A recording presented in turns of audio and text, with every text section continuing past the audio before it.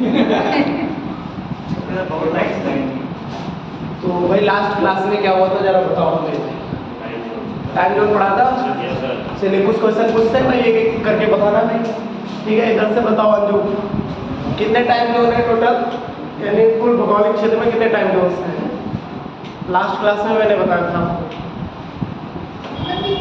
हाँ, कितने time zone हैं? कुल टाइम जोन बताना है। टाइम जोन कितने हैं ये बताना है। सबा कितने 7 है। चलो भाई इधर से बढ़ रहे जो भाई शिवम 24। टोटल टाइम जोन बताना है, कुल कितने टाइम जोन? 24 कितने हैं? यहाँ से ना 24 टाइम जोन से कितने हैं? 24 बैठो। अगर मुझे कुल भौगोलिक क्षेत्र में कितने टाइम जोन से तो क्या बताओगे? 24। कितने हैं? 24। एक पूछेगा मैक्सिमम टाइम जोन किस देश में है? मैक्सिमम यानी सबसे ज्यादा टाइम जोन किस देश में है? तो कहाँ बताना है? फ्रांस। कहाँ बताना है? फ्रांस में बताना है। और फ्रांस में मैंने बताया था कितने थे? 12। कितने थे? 12 टाइम जोन बताया था। उसके बाद 13 कहाँ पे थे? 13 तो बताया नहीं होगा। 11 बताया होगा। 11 टाइम जोन कहाँ पे थे? रशिया में। कहाँ पे थे? रशिया में। अगर पूछेगा कितने थे तो क्या होगा? 11 टाइम जोन। और रशिया का पुराना नाम क्या है? यूएसएसआर। ठीक है, यूएसएसआर होगा। ये किसका नाम था? रशिया का। ठीक है, बाद में टूट गया।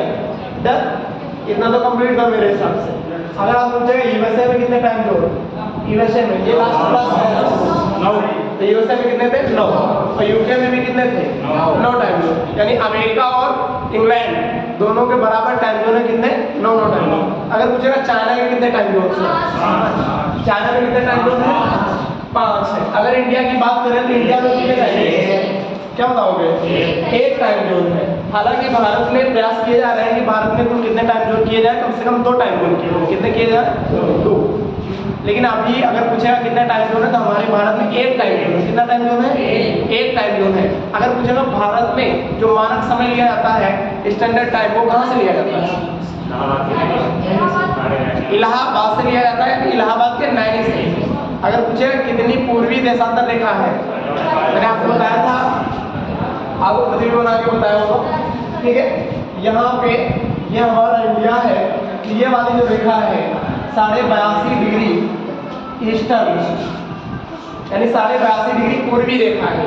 एक ऐसी रेखा है देशांतर। देशांतर रेखाओं को लॉन्गिट्यूड बोलते हैं, लैटिट्यूड बोलते हैं। लैटिट्यूड या लॉन्गिट्यूड? तो लॉन्गिट्यूड है देशांतर। क्या? लॉन्गिट्यूड देशांतर। ठीक है, अगर पूछेगा ये वाली जो खड़ी हुई लाइंस है, ये वाली लाइंस तो क्या बोलेंगे? देशांतर रेखाएं। क्या बोलेंगे? देशांतर रेखाएं। पूछेगा भारत का जो मानक समय लिया जाता है वो कितने देशांतर से लिया जाता है? 82.5 डिग्री देशांतर रेखा से लिया जाता है। पूर्वी देशांतर। कैसा देशांतर है? पूर्वी देशांतर। इतना तो कंप्लीट था। एक क्वेश्चन ये भी मैंने आपको बताया होगा कि बताइए जो जीएमटी लाइन है, जो जीएमटी लाइन है जो कि लंदन से गुजरती है, वहां से भारत का समय कितना ज्यादा है? कितने घंटे ज्यादा है? कितने घंटे ज्यादा है? 5.5 घंटे। मैंने टाइम जोन में आपको बताया होगा 1 डिग्री, अगर 1 डिग्री पृथ्वी घूमने में कितने मिनट का समय लगता है? तो अगर पृथ्वी 1 डिग्री घूमती है तो कितने मिनट का समय लगता है? 4 मिनट का। अगर 1 डिग्री में 4 मिनट है तो अगर मुझे 1 घंटे में कितने मिनट? अगर 1 घंटे में पूछेगा, ये देखो 4 मिनट है और यहाँ पे डिग्री है। अगर मुझे 1 घंटे में कितना डिग्री घूम जाएगा? यानी 15 चौको 60, यानी 60 मिनट बराबर कितना होता है? 1 घंटा। और इधर 15 से गुणा करेंगे 15 डिग्री, यानी 15 डिग्री अगर पृथ्वी घूमेगी तो कितने घंटे का समय लेगा? 1 घंटे। अगर मुझे 2 घंटे में पृथ्वी कितने डिग्री घूम जाएगी? तो 15 का 2 गुना हो जाएगा, 15 यानी 30 डिग्री घूमने में 2 घंटे का समय। ये मेरे हिसाब से मैंने आपको बताया था। इतना तो क्लियर था भाई टाइम जोन से? क्यों भाई क्लियर था? अगर आपसे पूछे एक क्वेश्चन है अंटार्कटिका, आपने अंटार्कटिका का नाम सुना होगा? अंटार्कटिका में कुल कितने टाइम जोन है? 10। कितने टाइम जोन है? तो मेरे हिसाब से टाइम जोन का रिवीजन हो गया आपका। चलिए, तो आज क्या पढ़ा जाएगा भाई बताइए? आज हम लोग क्या पढ़े भाई? कुछ नया पढ़ लेते हैं। जैसे ये एक्स्ट्रा क्लास रहती है तो एक्स्ट्रा क्लास में आपको ऐसा टॉपिक कराएंगे जिससे वो टॉपिक भी क्लियर हो जाए। यानी जितना समय रहता है उतनी समय में वो टॉपिक कम से कम आपका क्लियर हो जाए। ठीक है, तो आज हम पढ़ेंगे क्या पढ़े भाई, बताओ भाई क्या पढ़ा है, अभी बता दें भाई। चलो भाई हम लोग पढ़ते हैं आज इंडियन क्लाइमेट। क्या पढ़ते हैं भाई, हेडिंग डालो इंडियन क्लाइमेट, भारतीय जलवायु या भारत की जलवायु। आज हम लोग पढ़ना स्टार्ट करते हैं भारतीय जलवायु और कोशिश करेंगे कि आज के इस क्लास में पूरा का पूरा कवर कर दिया जाए, जिससे अगली वाली क्लास ना हो। ठीक है भाई, ये हमारी क्लास भाई कितने दिन बाद आती है, आपकी एक हफ्ता बाद आएगी, तो आपको अगले हफ्ते का वेट करना पड़ जाएगा। तो कोशिश करना है कि भाई इसी क्लास में पूरा कवर कर दिया जाए। तो भारतीय जलवायु को समझने से पहले मैं कुछ चीज़ें आपको बता रहा हूँ, उन चीज़ों को अगर जानते हैं नहीं भी जानते हैं फिर भी जानिए। ठीक है भाई, चलिए हम जानते हैं ये क्या होता है भाई, ये पृथ्वी है, ये जो मैंने गोला बनाया है ये क्या है, पृथ्वी। क्या मानेंगे आप, पृथ्वी मानेंगे। पृथ्वी में कुछ लाइंस खींची गई जो कि काल्पनिक, कैसी रेखा है, काल्पनिक रेखा है। एक रेखा ये रेखा है जिसको बोलेंगे 0 डिग्री। क्या बोलेंगे, 0 डिग्री। अब कुछ लोग तो 0 डिग्री जानते होंगे और कुछ लोग इसी को बोलेंगे 0 डिग्री अक्षांश रेखा। क्या बोलेंगे, 0 डिग्री अक्षांश रेखा। इससे तमाम सारे नाम हैं, जैसे मैं पहला नाम लेता हूँ, इसी को बोलेंगे भूमध्य रेखा। क्या बोलेंगे, भूमध्य रेखा, इसी का नाम है भूमध्य रेखा। क्या नाम है, भूमध्य रेखा।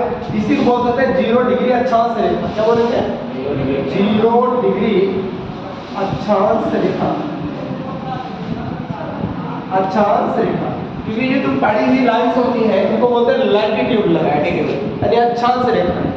डन भाई। तीसरा इसी का नाम है विषुवत रेखा। क्या बोलते हैं, विषुवत रेखा। ये सारे नाम हैं, इंग्लिश में इसको बोलेंगे इक्वेटर लाइन। क्या बोलेंगे, इक्वेटर। तो यही इक्वेटर है, ये 0 डिग्री अक्षांश है, यही भूमध्य, इसी के सारे नाम हैं। तो ये 0 डिग्री लाइन हो गई, मेरी समझ में आ रहा होगा इसका तो भाई।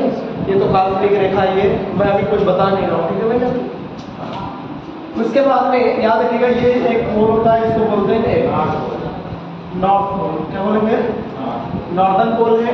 और ये नीचे जो है तो साउदर्न पोल है, यानी साउथ पोल। ये नॉर्थ हो गया और ये कौन सा पोल हो जाएगा, ये साउथ पोल हो जाएगा। नॉर्थ पोल है, साउथ हो जाएगा।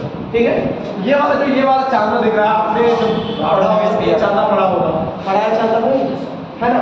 जो ऊपर वाला चांदा है इसको बोलते हैं नॉर्दर्न हेमिस्फीयर, या नॉर्दर्न हेमिस्फीयर का मतलब उत्तरी गोलार्ध।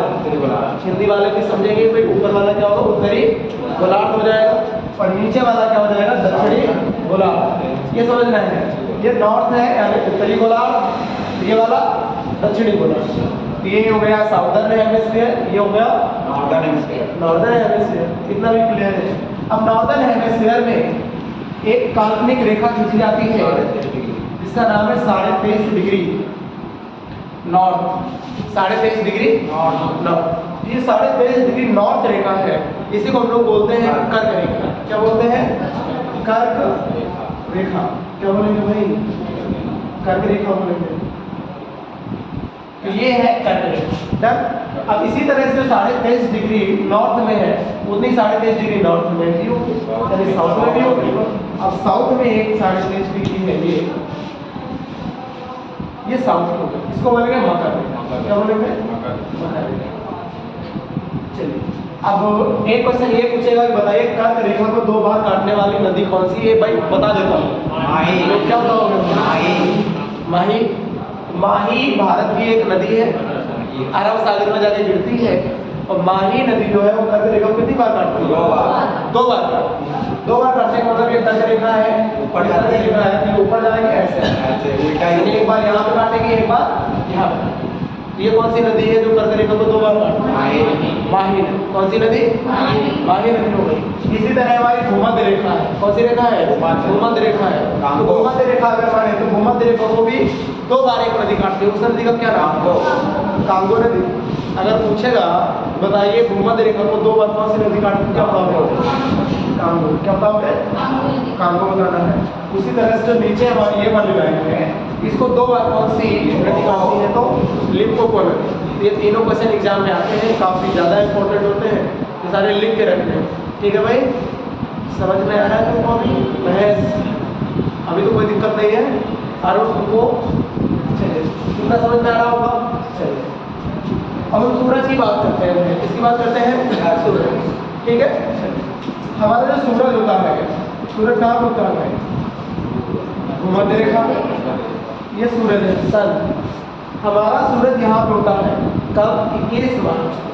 कब होता है? मैं 21 मार्च को ले रहा हूँ। 21 मार्च को जो सूरज है वो 21 मार्च को सूरज कहाँ पे? भूमध्य रेखा। कहाँ पे है? भूमध्य रेखा पर। अब 21 मार्च को सूरज कहाँ पे? यहाँ से जब सूरज उत्तर की तरफ में जाते हैं तो इसको बोलते हैं उत्तरायण। भूमध्य रेखा से सूरज जब नॉर्दर्न हेमिस्फीयर में जाएगा, नॉर्दर्न पोल की तरफ जाएगा, इस घटना को बोलेंगे उत्तरायण। क्या बोलेंगे? तो यहाँ से सूरज आएगा कर्क रेखा। कहाँ तक आएगा? कर्क रेखा तक आएगा। यानी सूरज यहाँ से ट्रेवल करेगा और सूरज ट्रेवल कर कहाँ तक आएगा? कर्क रेखा। ठीक है, ये अध्ययन के लिए मैं बता रहा हूँ। बात समझ में होता है नहीं होता है इसके पीछे आपको नहीं पड़ना है। सर मुझे बताइए, सर ये कर्क और मकर जो इसे कैंसर और कैप्रिकॉर्न ही कहते हैं। हाँ, इसको tropic of cancer, tropic of capricorn. ठीक है, हाँ ट्रॉपिक ऑफ कैंसर इसको बोलते हैं, इसको ट्रॉपिक ऑफ कैप्रिकॉर्न। ठीक है, चलिए अब यहाँ पे देखो ये सन है, यहाँ से ऊपर जाना स्टार्ट करें, इसे बोलेंगे उत्तरायण। क्या बोलेंगे? उत्तरायण। यानी नॉर्दर्न हेमिस्फीयर में जाएगा। कहाँ पे जा रहा है? Northern hemisphere. और ये नॉर्दर्न हेमिस्फीयर में भूमध्य रेखा से 23.5 डिग्री नॉर्थ तक जाने में लगभग 3 मंथ का टाइम लेगा। कितने मंथ का टाइम? 3 लगभग अप्रॉक्स कितने मंथ का टाइम लेगा? तो ये सूरज आकर के कहाँ निकल जाएगा? और जब 3 मंथ बाद यहाँ पे आएगा, मार्च के बाद अप्रैल, जून, मई, जून, 21 जून को सूरज कहाँ पे होगा? कर्क रेखा। कर्क रेखा पे होगा तो सूरज यहाँ पे हो जाएगा। अब एक चीज ये बताओ, सूरज यहाँ पे रहा होगा तो गर्मी यहाँ ज्यादा रही होगी, यहाँ होगी, यहाँ होगी? अगर सूरज यहाँ होगा तो जाहिर सी बात है कि यहाँ पे लंबवत चमकेगा। जिस रेखा पर सूरज होगा वहाँ पर सूरज कैसा चमकेगा? परपेंडिकुलर। कैसा होगा? परपेंडिकुलर होगा, यानी लंबवत चमकता है। कैसा? उसको बोलते हैं सर पे चमक रहा है। क्या बोलते हैं? सर पे चमक रहा है। तो 21 जून को सूरज कहाँ चमकता है? 23.5 डिग्री नॉर्थ। तो हमारा भारत जो है वो इसी 23.5 डिग्री पर स्थित है, यानी है हमारा भारत। तो जून के महीने में आपने देखा होगा, एक चीज नोटिस की होगी कि जून के महीने में भारत में ज़्यादा गर्मी पड़ती है अदर मंथ के कंपैरिजन में। बाकी के महीनों का अगर हम तुलना करें और जून के महीने से अगर हम तुलना करते हैं तो बाकी के मंथ में गर्मी कम होती है, जून के महीने में गर्मी ज़्यादा होती है। ऐसा आपको एहसास भी हुआ होगा? हुआ है कि नहीं हुआ है? हुआ होगा भाई। चलिए, जब सूरज यहाँ पे था, यहाँ से 21 जून के बाद, ये जून महीने के बाद ये सूरज दोबारा से भूमध्य रेखा की तरफ आया। कहाँ पे आएगा? जब भूमध्य रेखा की तरफ सूरज आएगा तो भूमध्य देखो जाने में 3 मंथ का टाइम लिया, तो वापस आने में अप्रॉक्स 3 मंथ का टाइम लगेगा। कितने मंथ का? तो 3 मंथ का टाइम लेगा। कितने मंथ का टाइम लेगा? 3 मंथ का। अब 3 मंथ का जब टाइम लेगा आने में, ये 3 मंथ यानी जून के बाद जुलाई, अगस्त, सितंबर, तो सितंबर में आकर सूरज में से एक बार आएगा। और ये वाला जो डेट होता है ये होता है 23 सितंबर। आज हमारी डेट कौन सी है सर? आज 1 अक्टूबर है। दस सही बता रहा हूँ? आज 1 अक्टूबर है, 23 सितंबर बीत गया है। 23 सितंबर को सूरज कहाँ रहा होगा? भूमध्य रेखा। और 23 सितंबर को सूरज कहाँ पे आ गया? यहाँ पे। और 23 सितंबर के बाद अभी यहाँ पढ़ा था मार्च के बाद सूरज का नॉर्दर्न पोल की तरफ जाता है, यानी उत्तरायण होता है, उत्तर की दिशा में जा रहा है। और यहाँ से सितंबर के बाद ये जो सूरज है ये अब नीचे ट्रेवल करेगा। कहाँ से ट्रेवल करेगा? नीचे। और नीचे जाएगा कहाँ पे? मकर रेखा। कहाँ पे जाएगा? मकर रेखा। और मकर रेखा पे जाने में लगभग 3 मंथ का टाइम लेगा। कितने मंथ का टाइम लेगा? Approx 3 month. अब सितंबर से 3 महीना आगे करेंगे, सितंबर से अक्टूबर, नवंबर, दिसंबर। तो दिसंबर यानी 22 दिसंबर को 22 दिसंबर को सूरज कहाँ पे होता है? मकर रेखा। कहाँ पे होगा? मकर रेखा पे होगा। अब यहाँ पे 22 दिसंबर के बाद दोबारा से जो सूरज यहाँ पे है यहाँ सूरज दिसंबर के बाद दोबारा से ये फिर से किधर आएगा, भूमध्य रेखा के पास। किधर आएगा, भूमध्य रेखा। और जाने में यानी दिसंबर से किधर जाने में, भूमध्य रेखा में जाने में लगभग 3 मंथ का टाइम लेगा। कितने मंथ का टाइम लेता है, 3 मंथ। और 3 मंथ के बाद, दिसंबर के बाद जनवरी, फरवरी, मार्च, 21 मार्च को दोबारा सूरज कहाँ जाता है, फिर से उसी जगह। और ये वाली जो क्रिया है बार बार चलती रहती है। अब मार्च के बाद फिर जून में यहाँ, फिर सितंबर में यहाँ, फिर दिसंबर में यहाँ, फिर यहाँ। तो ये वाला साइकिल समझ में आया, मेरी समझ में आया। अब इससे जो क्वेश्चन बनते हैं एग्जाम में इस कॉन्सेप्ट से, वो हम लोग देखने वाले हैं। पहला प्रश्न आपसे पूछेगा कि बताइए सबसे ज्यादा गर्मी कहाँ पड़ती है। पहला क्वेश्चन क्या है, सर्वाधिक गर्मी अगर पूछेगा, सर्वाधिक गर्मी यानी सबसे ज्यादा गर्मी कहाँ पड़ेगी, यानी उष्णता, हॉट टेम्परेचर, यानी जो टेम्परेचर होगा हाई लेवल का टेम्परेचर कहाँ पे देखने को मिलेगा। देखो यहाँ पे सूरज एक बार, यहाँ पे सूरज एक बार, इन दोनों रेखाओं पे सूरज एक बार चमक रहा है लगभग। लेकिन आप एक चीज देख रहे हैं भूमध्य रेखा पे, यहाँ पे सूरज 2 बार चमक रहा है। तो ज्यादा गर्मी कहाँ होगी, इन दोनों की तुलना में ज्यादा गर्मी कहाँ होगी, विषुवत रेखाओं पे। तो इसका आंसर होगा भूमध्य। इसीलिए आपने देखा होगा भूमध्य रेखा के जो इंसान होते हैं वो सबके सब करिया आदमी होते हैं कि नहीं होते करिया। आपने इससे पढ़ता है कांगो देश, इसे पढ़ता है अफ्रीका महाद्वीप। अफ्रीका महाद्वीप के आदमी काले होते हैं कि सफेद होते हैं, ज्यादातर क्या होते हैं, काले होते हैं। अब अपवाद स्वरूप आपको एक आधा सफेद भी मिल जाता है। अब जैसे साउथ अफ्रीका के खिलाड़ी एबी डिविलियर्स, अब एबी डिविलियर्स उनका देखो एकदम लगते हैं सफेद सफेद जैसे। वहीं पे रबादा का एग्जाम्पल ले लो, रबादा को देखा एकदम करिया आदमी, क्रिस गेल को देखा, क्रिस गेल यही वाले एरिया में पढ़ते हैं सब, देखा करना करिया आदमी। तो करिया क्यों होता समझ में आया, क्योंकि सूरज यहाँ 2 बार चमकता है। बस समझ में आया कि नहीं आया। तो आदमी करिया क्यों होता है, समझ में आया होगा। तो भारत यहाँ पे है, भारत के अंदर के आदमी करिया भी होते हैं और गोरे भी होते हैं। लेकिन ये वाला एरिया जो नॉर्थ, ये साउथ वाला एरिया है भारत का, साउदर्न एरिया यानी तमिलनाडु, केरल, आंध्र प्रदेश, यहाँ के आदमी करिया होते हैं कि सफेद होते हैं, ज्यादातर करिया होते हैं, ज्यादातर। और वहीं पे ऊपर में चले जाओ, जम्मू कश्मीर, उत्तराखंड, पंजाब, हिमाचल, एकदम वाइट एकदम चावल की तरह दिखाई देते हैं, बॉडी हटी हुई नहीं दिखाई देते हैं। जैसे शिवम का चेहरा देखो, दिखाई दे रहा है ना। चलो तो मेरे हिसाब से करिया और सफेद समझ में आया क्यों होता है। बाकी हालांकि करिया और सफेद में देखा जाए तो हमारा भारत सबसे अच्छा है ना, एकदम मॉडरेट लेवल, न ज्यादा न कम। इसके लिए एक एग्जाम्पल आता है, रोटी का एग्जाम्पल। क्या है एग्जाम्पल, रोटी का एग्जाम्पल 1947 में एक सेरेमनी में जाते हैं, ठीक है, महापुरुष, उनका नाम तो नहीं लूंगा मैं, ठीक है, ये रिकॉर्डेड है, ठीक है भाई, हाँ नाम नहीं लेगा, मतलब रोटी का एग्जाम्पल। तो उन महापुरुष से, हमारे देश के महापुरुष से, उनसे अंग्रेजों ने पूछा कि आप इसमें करिया कहाँ है, कितना करिया कहाँ है। कहा कि तुम्हें एकदम जो सफ़ेद हो उनसे हम ठीक हैं। कहा कि रोटी जानते हो, रोटी, उनको बताया रोटी। अब उनके वहाँ रोटी को ब्रेड बोलते हैं, केक बोलते हैं। कहा कि यू नो ब्रेड, ऐसे बोला। अंग्रेज को ज़्यादा मजा आया कि भाई ये इंग्लिश ही बोल लेते हैं क्या, उनको नहीं पता था कि इंडियन इंग्लिश ही बोल लेता है, इंडियन इंग्लिश बोल लेते हैं। तो उन्होंने एग्जाम्पल दिया रोटी का, कहा कि जब रोटी का लोई बना के जब बेलते हैं ना, एकदम जो कच्ची रोटी होती है वो तुम लोग, यानी अंग्रेजों क्या बोला, जो रोटी बेलते हैं, जो कच्ची रोटी होती है वो कौन हो गए भाई, अंग्रेज लोग हो गए, ठीक है। उसके बाद बोला जब रोटी को चूल्हे पे चढ़ा देते हैं, चूल्हे पे जाने के बाद जब उसको सेक लेते हैं, और सेकने के बाद 2 तरह की रोटी निकलती है, एक जल जाती है और एक पकी पकाई रोटी निकलती है। कहा कि जो जल जाते हैं वो अफ्रीकन लोग हैं, जो जल जाते हैं वो कौन से लोग हैं, और जो एकदम पकी पकाई रोटी होती है इंडिया। चलिए यहाँ पे आते हैं। तो यहाँ से पूछेगा कि सबसे ज़्यादा गर्मी कहाँ पे,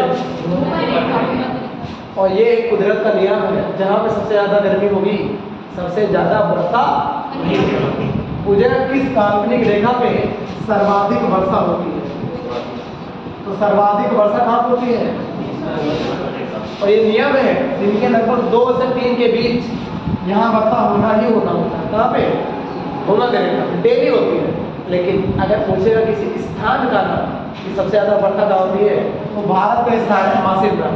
अभी हम यहाँ पे आएंगे, मासिक ग्राम में जो वर्षा होती है किस रीजन से होती है, क्यों होती है, क्या कारण है उसका, वो भी कारण हम लोग पढ़ेंगे। वही एग्जाम यही लगाएंगे ना अपना, तो क्यों अभी समझ रहे हैं पृष्ठभूमि क्या है हमारी, ठीक है भाई।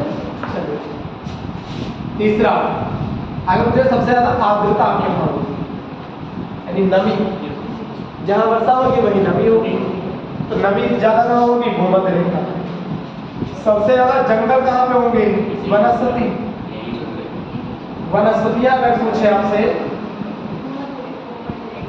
भाई जहाँ आर्द्रता ज़्यादा, जहाँ गर्मी ज़्यादा, अगर ये दोनों ज़्यादा होंगी तो वहाँ पे ह्यूमस ज़्यादा हो जाएगा। ह्यूमस बोलते हैं कार्बनिक पदार्थों के समूह, ठीक है। ह्यूमस मतलब खाद, ह्यूमस मतलब खाद, आपको मिट्टी पढ़ाई जाएगी तो उसे बताया जाएगा, ठीक है भाई। चलिए, तो वनस्पतियाँ सबसे ज़्यादा, अब वनस्पतियों में कई क्वालिटी होती है। पूछेगा सबसे लंबे वृक्ष, आगे पूछे सबसे लंबे वृक्ष, यहीं पे ये सारे क्वेश्चन है। मुझे सबसे लंबी वनस्पतियाँ कहाँ पाई जाती है, भूमध्य रेखा में बताना सर, और यही भी पता है भूमध्य रेखा में अमेजोन का जंगल, कौन सा जंगल पड़ता है, अमेजोन का जंगल पड़ता है साउथ अमेरिका में। साउथ अमेरिका का एक देश है ब्राज़ील, और ब्राज़ील में पड़ता है, कहाँ पड़ता है सर, ब्राज़ील में। और ब्राज़ील काहे के लिए जाना जाता है, कॉफ़ी के लिए, काहे के लिए जाना जाता है, वहाँ कहवा ज़्यादा होता है, क्या होता है, और कहवा से ही क्या बनता है, कॉफ़ी, क्या बनता है, बात समझ में आ गई। चलिए इसके अलावा याद रखिएगा छठा, जैव विविधता। अगर मुझे सर्वाधिक जैव विविधता कहाँ होती है, सर्वाधिक जैव विविधता, जहाँ ज़्यादा गर्मी होगी, जहाँ ज़्यादा वर्षा होगी, वहाँ पे ज़्यादा जीव जंतु जन्म लेंगे कि नहीं लेंगे।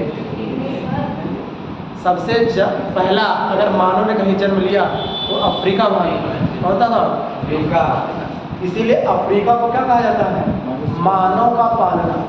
अफ्रीका महाद्वीप को क्या कहते हैं, मानव का पालना कहते हैं। डन भाई। अगर पूछेगा सभ्यता का पालना किसे कहते हैं, एशिया, एशिया किसे कहते हैं, एशिया। मैं भी क्लियर। लेकिन यहाँ पे क्वेश्चन पूछता है कि बताइए मानव का विकास किस घाटी में हुआ, तो नर्मदा घाटी, किस घाटी में हुआ है, नर्मदा। तो ये बातें समझ में आ गई है। अभी ये पढ़ेंगे कि ये बायोडायवर्सिटी कब घटती है कब बढ़ती है। कोई बताएगा हमें जैव विविधता दिवस कब मनाया जाता है, 22 मई, 22 मई को कब मनाया जाता है। 22 मई। अगर मुझे जैव विविधता अधिनियम कब आया, 2002 कब आया, 2002। ये सारी चीज़ें लिखने वाली है भाई, ठीक है। चलो यहाँ की बातें हो गई मेरे हिसाब से भाई, इतनी चीज़ें याद रखिएगा, ठीक है। कुछ छूट गया होगा तो बाद में बता देंगे, ठीक है। सूरज यहाँ पे 2 बातें हैं, इसीलिए पूछेगा तो बताइए पृथ्वी पर दिन रात कब बराबर होता है, क्या पूछेगा, दिन रात कब बराबर होता है।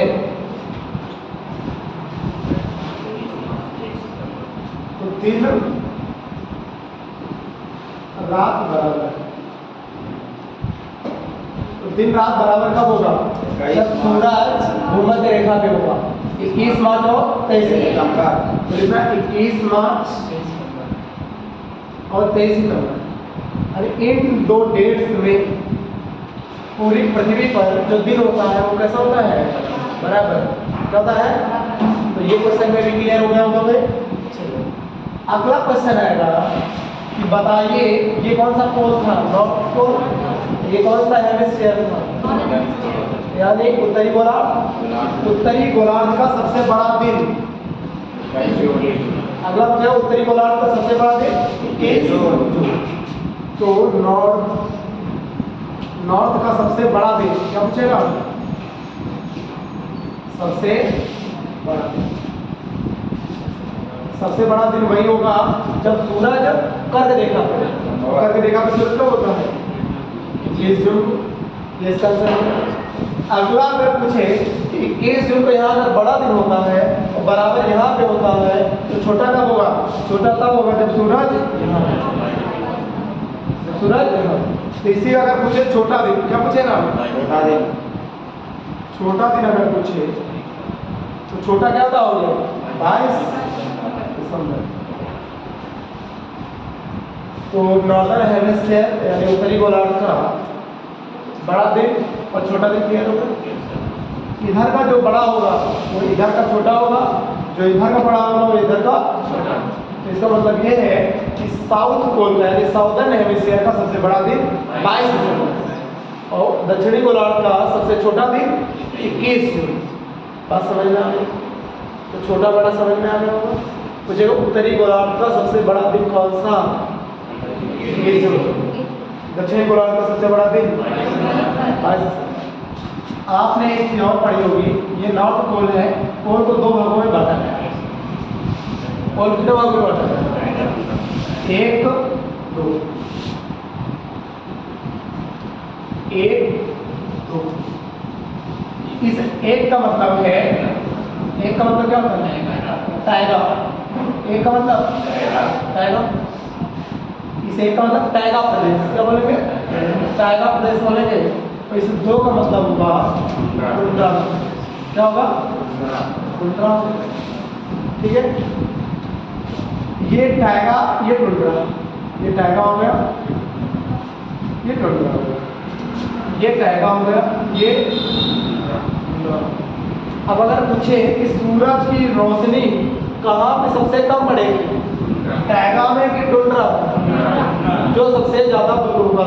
यहाँ से आप देखेंगे टुंड्रा जो है वो ज्यादा दूर है, तो टुंड्रा में सबसे कम रोशनी पड़ती है, इसीलिए सर्वाधिक ठंडी कहाँ होगी? टुंड्रा। कहाँ होगी? टुंड्रा उत्तर में भी है, दक्षिण में भी। बात समझ में आई कि नहीं आई होगी? ये उत्तरी गोलार्ध यानी गोलार्ध को कितनी भागों में बांटा गया? उत्तरी ध्रुव को 2 भागों में, टाइगा टुंड्रा। दक्षिण गोलार्ध को टाइगा टुंड्रा। ठीक है, अब याद रखना 3 मंथ ये, 3 मंथ ये, उत्तरायण होने में 3 मंथ, भूमध्य रेखा में आने में 3 मंथ, टोटल कितने मंथ? 6 मंथ। ये 6 महीना सूरज कहाँ था? इधर था। जब सूरज इधर रहता है यानी सूरज जब उत्तरी गोलार्ध में रहता है तो दक्षिणी ध्रुव पर रात रहती है। क्या रहती है? और कितने महीने? 6 महीने। तो पूछेगा दक्षिणी ध्रुव पर 6 महीना रात होने की वजह क्या है? कि सूरज जो है वो कहाँ पे है? उत्तरी गोलार्ध में। सूरज क्या होता है? उत्तरी गोलार्ध। अब कौन से मंथ में? मार्च से लेके सितंबर। मार्च अप्रैल मई जून जुलाई अगस्त, ये सारे मंथ सूरज कहाँ घूमता है? ऊपर। जब इधर घूमेगा तो रोशनी इधर पहुंचेगी और नहीं पहुंचेगी तो क्या होगा? रात। इसीलिए ध्रुवों पर रात का कितना होता है? और जब यही सूरज 3 मंथ इधर आ जाता है, 3 मंथ इधर आ जाता है, जब सूरज दक्षिणी गोलार्ध में रहता है सितंबर से मार्च, अक्टूबर, नवंबर, दिसंबर, जनवरी, फरवरी, इतने दिन सूरज कहाँ घूमता है? इधर। सब सूरज इधर घूम रहा होता है तो इधर क्या रोशनी पहुंचेगी? नहीं पहुंचेगी। तो इधर रात कितने महीने की हो जाएगी? टोटल 6 महीना घूम रहा तो 6 महीना रहा, और जब सूरज इधर रहेगा तो दिन भी 6 महीने का। तो ध्रुवों पर जब सूरज इधर रहेगा दिन, और सूरज इधर रहेगा तो इधर रात, और जब सूरज इधर है तो इधर दिन रहेगा, सूरज इधर होगा तो इधर रात। तो ध्रुवों पर रात दिन कितने कितने महीने का होगा? 6 महीना रात, 6 महीना दिन। मेरे हिसाब से ये भी क्लियर हो गया होगा। 6 महीना रात क्यों होता है, 6 महीना दिन क्यों होता है, ये समझ में आया?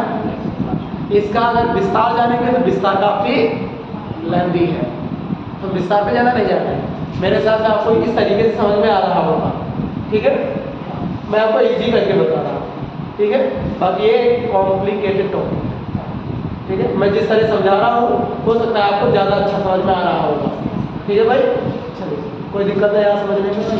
तो आपको ये समझ में आया कि 6 महीना रात यहाँ क्यों होता है, 6 महीना रात यहाँ क्यों होता है, ये भी समझना है। 6 महीना दिन यहाँ क्यों होगा वो भी रीजन समझ में आ रहा। 6 महीना दिन यहाँ पे क्यों होगा उससे। अगर मुझे मार्च और सितंबर यानी 21 मार्च 23 सितंबर सूरज कहाँ लंबवत चमकेगा।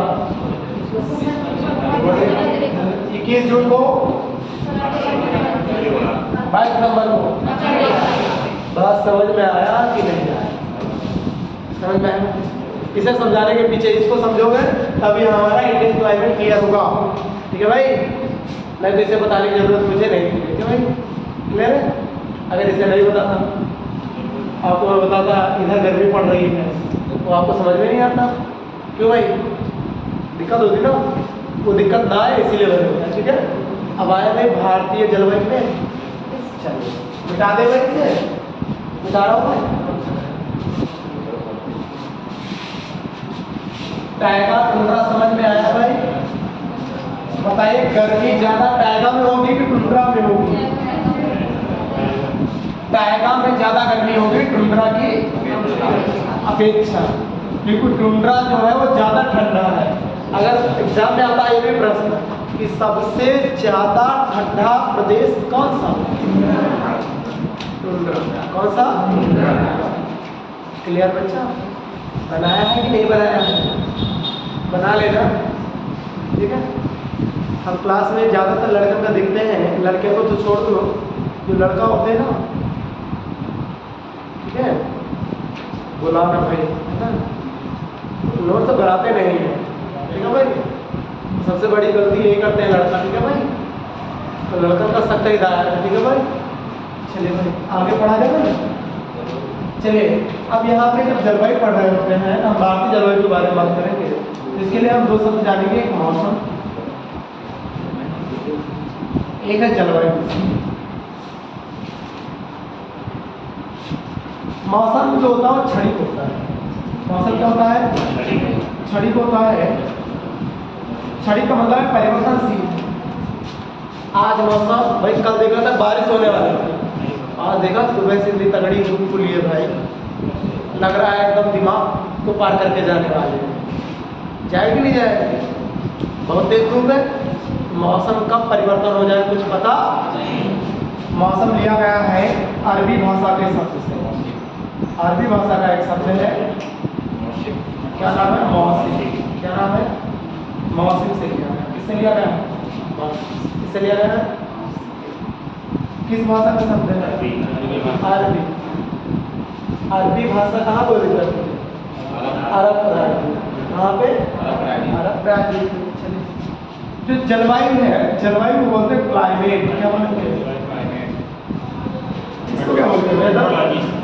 तो वेदर है भाई, ये भाई क्लाइमेट हो गया। इसके अध्ययन को क्लाइमेटोलॉजी बोलते हैं।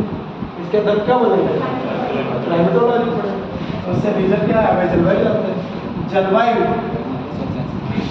एक स्पेसिफिक यानी एक किसी निश्चित स्थल पर लगभग 30 वर्षों तक, कितने वर्षों तक, 30 वर्षों तक अगर कोई मौसम टिक जाता है, 30 वर्षों तक एक ही तरह का मौसम अगर टिक जाता है तो उसे फिर मौसम नहीं कहते हैं, जलवायु कहते हैं। क्या कहते हैं, तो जलवायु दीर्घ टाइम के लिए हो। अगर पूछेगा दीर्घकालीन समय के लिए क्या होता है, अल्पकालीन। ठीक है भाई, गाना सुना है कि नहीं सुना है, मौसम की तरह बदल ना जाना। क्यों भाई, हाँ आप लोग बच के रहो भाई। ठीक है, गाना नहीं सुनते हो तो हमारी तरह हो। ठीक है भाई, हम अगर नहीं सुनते हैं यार, कोई जबरदस्ती सुना दे तो अलग बात है।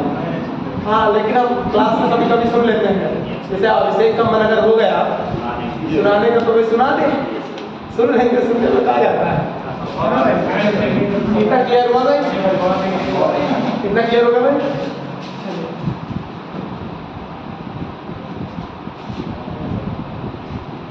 अब भारत के मौसम की बात करते हैं भाई।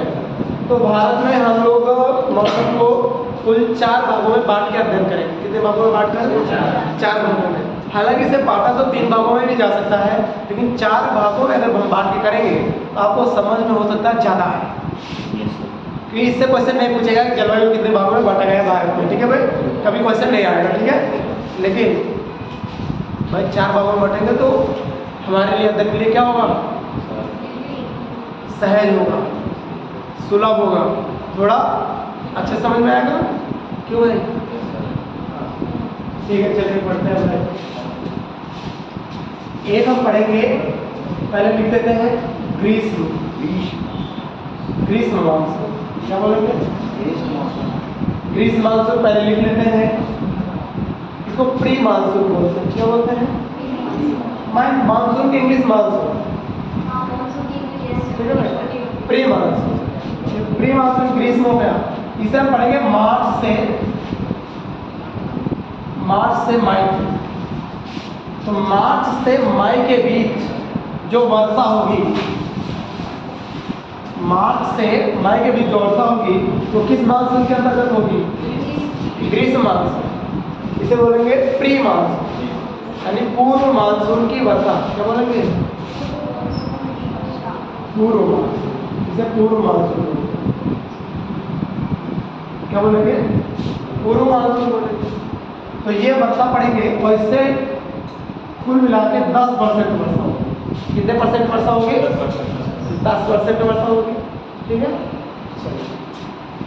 इसे 10% वर्षा होगी। अब ये वर्षा होने के पीछे का रीजन क्या है? तो रीजन ये है, आपको मैंने अभी बताया था थोड़ा सा, 0 डिग्री होता है, सूरज यहाँ पे होता है, हमारा भारत ये है 23.5 डिग्री नॉर्थ। तो सूरज भी उत्तरायण हो रहा होता है। जब सूरज उत्तरायण हो रहा होता है तो गर्मी इधर पड़ना शुरू हो जाती है।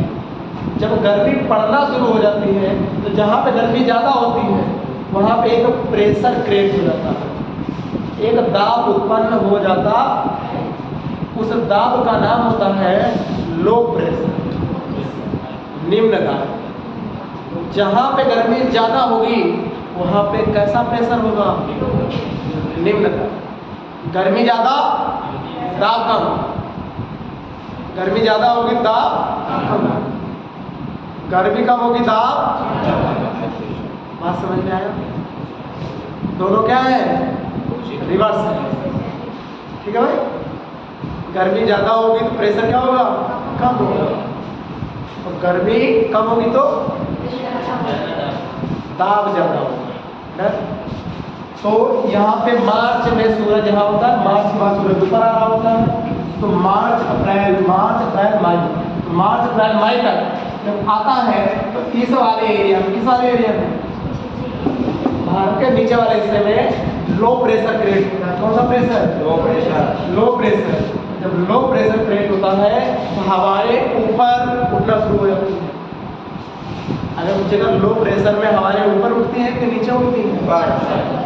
ऊपर उठना शुरू हो जाती है। कहाँ पे?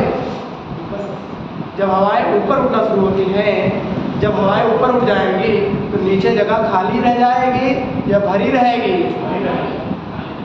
ऊपर उठ जाएगी, खाली हो जाएगी। खाली रहने लगी। जब हवा नीचे खाली, यानी पूरी जगह खाली, अगर कोई चीज़ खाली तो उसको भरने के लिए कोई आएगा कि नहीं आएगा? नीचे से हवा बताओ भाई, खाली पड़ा रहने दे। मान लो मैं यहाँ पर पढ़ा रहा हूँ, मैं यहाँ पढ़ा रहा हूँ, मान लो मैं गुस्सा के चला जाऊँ, जाओ हम नहीं पढ़ाएंगे आज से, मैं छोड़ के चला जाऊँगा, क्या इस कोचिंग में कोई दोबारा नहीं पढ़ाने आएगा? इस जगह को पढ़ने के लिए कोई आएगा? उसी तरह ये भारत का जो ये वाला एरिया, इस वाले एरिया में यहाँ पे लो प्रेशर क्रिएट होता है। कैसा प्रेशर है? Low pressure. जब लो प्रेशर क्रिएट होता है तो हवाएं ऊपर उठती हैं। कहाँ उठती हैं? ऊपर उठती हैं। जब ऊपर हवाएं उठेंगी तो इसको भरने के लिए क्या आएंगी? हवाएं आएंगी। हवाएं आएंगी। हवाएं कहाँ से आएंगी? देखो सूरज यहाँ पे आ रहा, गर्मी यहाँ पड़ रहा ना, सब यहाँ है, लेकिन क्या इस जगह पे यानी नीचे जहाँ सूरज नहीं है यहाँ ठंडी हो रही होगी, और यहाँ ठंडी है और जहाँ पे ठंडी पड़ती है वहाँ पे हाई प्रेशर, और यहाँ हवा ज़्यादा, यहाँ हवा कम, और यहाँ हवा ऊपर, जैसे यहाँ हवा ऊपर और यहाँ से हवा आएगी। तो हवा कैसे चली? ऐसे। समझ में आया? तो क्या समझ में आया? हवा कैसे चलती है? High pressure to.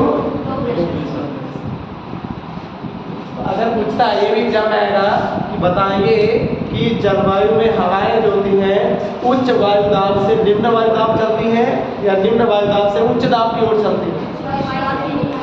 उच्च दाब से निम्न दाब। समझ में आया? ठंडक की मौसम में वायु दाब ज्यादा होगा कि कम होगा? ज्यादा होगा। गर्मी में कम होगा कि ज्यादा होगा? आपने एक चीज तो देखा ही होगा यार, गर्मी के महीना में हवा लगती है, पसीना छूता है, पसीना गजब का पसीना आता है कि नहीं आता? सच्चाई बताओ। आता है। क्यों आता है? क्योंकि हवाएं जो होती है ऊपर चली जाती हैं और नीचे एकदम खाली। और ठंडी में हवाएं सब नीचे रहती हैं, थरथराते हो, कमर उमर पाओ तो हवा लपेट लियो, पता ही नहीं होता ऐसा। तो क्यों ऐसा करते हैं? हवाएं ज़्यादा हो, वायु दाब ज़्यादा हो, इसलिए ठंडी लगती है। बात समझ में आई होगी? तो इसे अभी हम समझाएंगे। एक चीज़ तो समझ में आ गई, जो हवा चलेगी यानी हाई प्रेशर से लो प्रेशर, हाई प्रेशर से उच्च वायु दाब से नीचे वायु। ये भी क्लियर भाई? कोई दिक्कत है यहाँ पे? नहीं होगा? अब हम पढ़ रहे थे प्री मानसून। प्री मानसून मार्च में, अप्रैल में, मई में जो वर्षा होती है वो कौन सी मानसून की होती है? हाँ, और ये कितने % वर्षा है? और कुल कितने होती है? 100%। यानी 100% का हमने 10% पढ़ा है। कितना %? और इन्हीं महीनों में भारत के उत्तरी भाग में लू चलती है। लू क्या चलती है? आप लू जानते हैं या नहीं जानते? अगर लू नहीं जानते हैं तो हम बताएंगे भी नहीं। ठीक है भाई? चलिए भाई। तो जब लू चलती है, भारत के उत्तरी भाग में लू चलती है, जो लू होती है वो आर्द्रता के संपर्क में आ जाती है। किसके संपर्क में? नमी के संपर्क। क्योंकि आपको मैंने बताया जब सूरज उत्तरायण हो रहा है तो गर्मी उत्तरी गोलार्ध में ज़्यादा होगी दक्षिणी गोलार्ध की तुलना में। तो दक्षिणी गोलार्ध ठंडा होता है, दक्षिणी गोलार्ध की जितनी हवाएं होती हैं वो सब उत्तरी गोलार्ध में आके भर जाती हैं। जब उत्तरी गोलार्ध में आके भरती हैं तो सारी हवाएं क्या होती हैं? ठंडी। और ठंडी हवाएं होंगी, उसमें नमी होगी या नहीं होगी? होगी। जब ये नमी होगी और इधर गर्मी, आपने एक चीज़ देखा होगा, बोतल से पानी लेके चलो, फ्रिज से बोतल निकालो, या मान लो कोई बोतल ले लो, बोतल, उस बोतल में ठंडा पानी डालो, क्या डाल दो? ठंडा पानी। और बाहर क्या है? गर्मी। बाहर गर्मी, और जैसे लेके आओगे गर्मी और ठंडी दोनों मिलती है, आपने देखा होगा बोतल पर पानी छा जाता है। क्यों ऐसा होता है? क्या बोतल के बाहर यानी बोतल के अंदर का पानी बाहर आ जाता है या बाहर का पानी ही उसमें पानी में बदल जाता है, या बाहर का जो आर्द्रता होता है वो पानी में बदल जाता है? बाहर की आर्द्रता। समझ में आया? यानी जो ये जो हवा चल रही है, अगर ये ठंड के संपर्क में आ जाए, गर्मी ज़्यादा है ना, अब वो जो ठंड के संपर्क में आएगी तुरंत ये क्या हो जाएगा? पानी वाष्पीकरण हो जाएगा। क्या हो जाएगा? बात समझ में आया कि नहीं आया? नहीं आया तो कोई बात नहीं, सबको थोड़ी ना आता है समझ में, ना भैया? लू आर्द्रता मिलकर क्या कराएगा? वर्षा। क्या कराएगा? लू आर्द्रता मिलकर क्या कराएगा? ये वर्षा कब होती? मार्च से मई। मार्च से कितने %? 10%। काल बैसाखी नाम सुना होगा? काल बैसाखी। ये काल बैसाखी जो है एक वर्षा का नाम है। अगर ये काल बैसाखी वर्षा ये नाम है, एज इट इज यही नाम याद रखना है, इंग्लिश हिंदी सब। काल बैसाखी, ये काल बैसाखी प्री मानसून की वर्षा है। ये वेस्ट बंगाल में होती। कहाँ पे? वेस्ट बंगाल। इसे नॉर्वेस्टर के नाम से जानते हैं। क्या बोलते हैं? नॉर्वेस्टर। ठीक है भाई? अगला चेरी ब्लॉसम। चेरी ब्लॉसम ये वर्षा, चेरी ब्लॉसम जो वर्षा है वो केरल कर्नाटक में होती है। कहाँ पर? केरल। लेकिन अगर पूछे किस मानसून से होती है? केरल कर्नाटक में होती है चेरी ब्लॉसम, लेकिन किस मानसून से? ग्रीष्म मानसून। मास है माइंड ना। इतनी बात तो क्लियर होगी मेरे हिसाब से, नहीं कोई दिक्कत है यहाँ तक? ठीक है, अगला लिखना है एक और, चाय वर्षा। कौन सी वर्षा? चाय वर्षा। कौन सी वर्षा? इसे बारदौली वर्षा कहते हैं। बारदौली, बारदौली स्थान गुजरात में है, लेकिन ये बारदौली जो है ये असम का है। तो बारदौली वर्षा असम। तो चाय वर्षा कहाँ होती है? असम। कहाँ होती है? असम। असम है। चलिए भाई, तो चाय वर्षा असम। ये क्लियर है कि नहीं क्लियर है? अच्छा, असम की राजधानी क्या है? दिसपुर। असम का हाई कोर्ट कहाँ है? गुवाहाटी। गुवाहाटी। कहाँ पे है? गुवाहाटी। गुवाहाटी। अहोम जनजाति असम की है कि और जगह की है? अहोम असम। एक पढ़ा हुआ चराई माइडेम्स, चराई देव माइडेम्स, ये एक तरह का पिरामिड है। चराई देव माइडेम्स, ये भी असम में है। असम में ब्रह्मपुत्र नदी बहती है। कौन सी नदी बहती है? ब्रह्मपुत्र नदी पर सबसे बड़ा नदी द्वीप है, नाम क्या है? माजुली। माजुली नदी द्वीप पर बाढ़ आती है या नहीं आती है? ये समझ में आया भाई?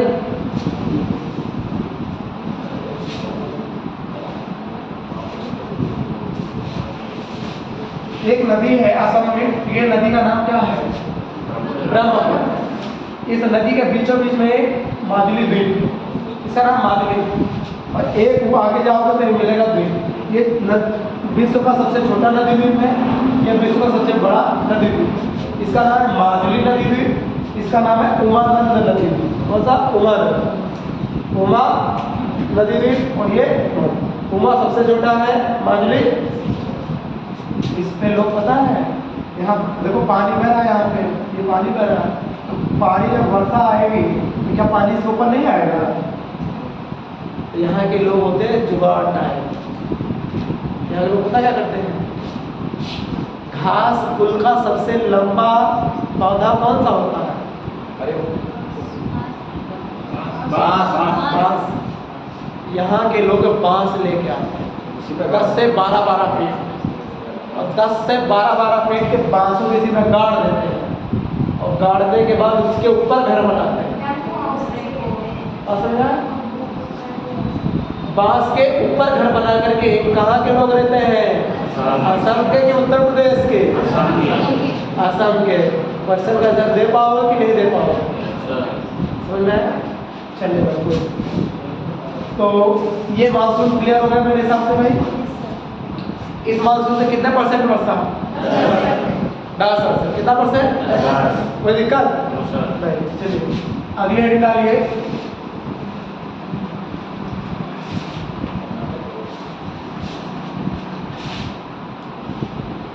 दूसरा गर्मी के बाद क्या आता है भाई? वर्षा ऋतु क्या आती है? तो लिखेंगे वर्षा ऋतु। क्या बोलेंगे? वर्षा ऋतु, विंटर सीजन। इस वर्षा ऋतु को हम बोलेंगे आता हुआ मानसून। क्या नाम देंगे? इसे बोलेंगे आता हुआ मानसून। कौन सा नाम देंगे भाई? ये आता हुआ मानसून। आता हुआ जो मानसून है ये कहाँ मई में समाप्त हुआ? तो ये जून में आएगा। जून, जुलाई, अगस्त, सितंबर, और ये सितंबर तक रहेगा। कहाँ तक रहेगा? सितंबर तक। जून में आएगा, सितंबर तक। कोई दिक्कत तो नहीं। अगली इसकी जानकारी है, इससे कुल 75% वर्षा होगी। कितने परसेंट वर्षा होगी? 75। अभी मैंने पढ़ा 10%, ये 75%। 75% और 10% मिलाओ तो कितना परसेंट? 85%। बात समझ में आया? तो सबसे मेजर पोर्शन कौन सा है भाई? यही वाला है ना 75% पढ़ना है, कितना %? और सबसे कॉम्प्लिकेटेड यही है, यही समझना है, ठीक है भाई। अगर मुझे इस मानसून की कितनी शाखाएं, इसकी शाखाएं आप पढ़ेंगे 2 शाखा, कितनी शाखाएं? 2 शाखा, ठीक है। अब इतनी जानकारी लिख लो, उसके बाद तो हम सब समझाते हैं, ठीक है। बाकी सब कॉन्सेप्चुअल चीजें करो भाई, इतना हमसे आगे आते हैं।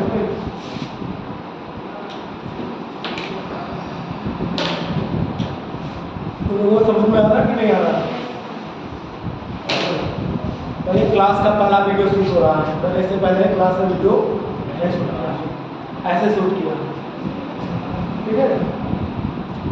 ऐसे ही होगा ना भाई, हम चलते हैं, तुम्हारा भी काम हो जाएगा, साथ साथ में मेरे चैनल में वीडियो भी चला जाएगा, मेरे दोनों का काम हो जाएगा। होगा कि नहीं होगा भाई?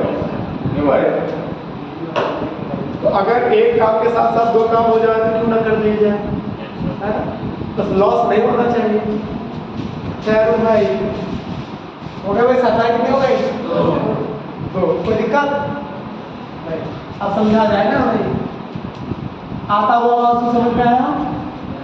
तो अभी समझाया नहीं सर, हाँ भाई समझ में कैसे आएगा? चलिए भाई, हम भारत का मैप बनाते हैं थोड़ा बहुत, ठीक है भाई।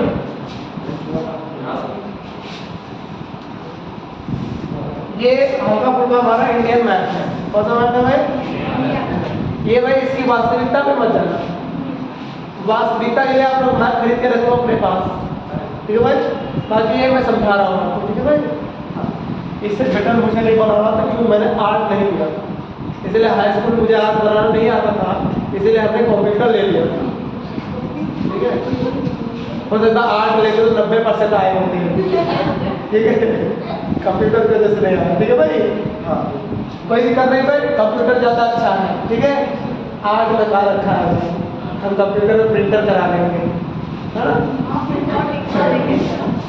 चलिए समझने वाली चीज़ें समझते हैं। इसके नीचे ये वाली रेखा का नाम है 0 डिग्री, इन्हें नज़दीक नहीं है, मैंने बनाया है जिससे कैमरे में भी दिखाई दे, ठीक है। ये 0 डिग्री रेखा, इसको बोलते हैं भूमध्य रेखा। क्या बोलते हैं? भूमध्य रेखा। अब ये भूमध्य रेखा से सूरज उत्तरायण हो रहा होता है, क्या होता है? उत्तरायण 21 जून को, कब? 21 जून को,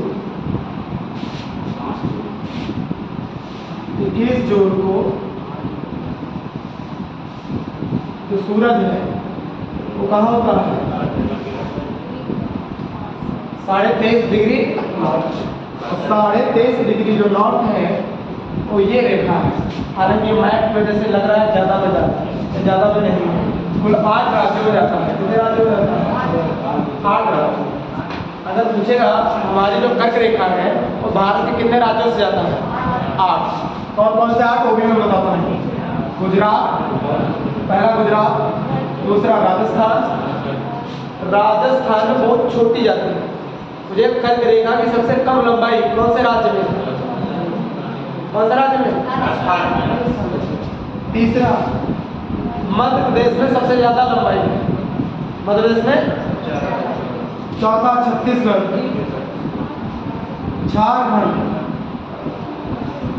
झारखंड, पश्चिम बंगाल, मेघालय, मेघालय में नहीं जाता, त्रिपुरा और मिजोरम। ये ऊपर लैंड है, ये ऊपर नहीं है भाई, ठीक है। वास्तविकता में देखेंगे तो नहीं है, मैंने सीधा खींचा तो इसलिए लग रहा है, ठीक है। वास्तविक देखेंगे तो इधर नागा नागा लाइन पड़ता है, इधर नहीं जाता है, ठीक है भाई। ये नीचे जाएगा, ठीक है। थोड़ा तो समझ में रखना, कितने राज्य? 8। कितने? 8। चलो ये तो समझ में आता है।